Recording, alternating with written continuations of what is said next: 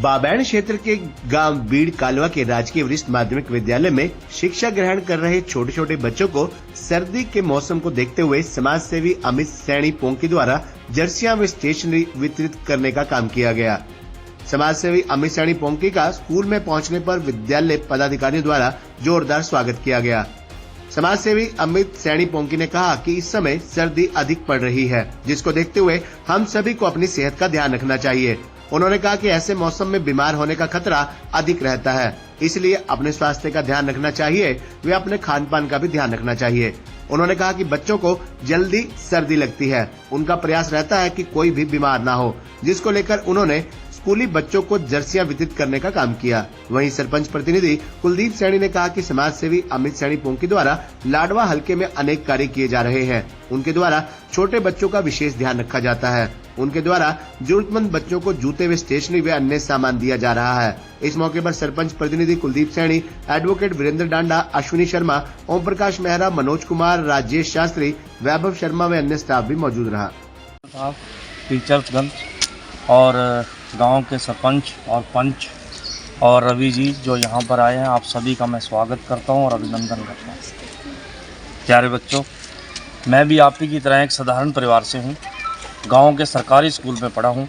आप ही की तरह मैंने भी अपनी जो स्टार्टिंग में जो शिक्षा थी वो गांव के सरकारी स्कूल से ही ली और आप ही की तरह ही एक साधारण परिवार से हूँ। लेकिन मेरे परिवार के अंदर मेरे परदादा ने मेरे दादाजी को पढ़ाया। मेरे दादाजी जो हैं वो डॉक्टर बने।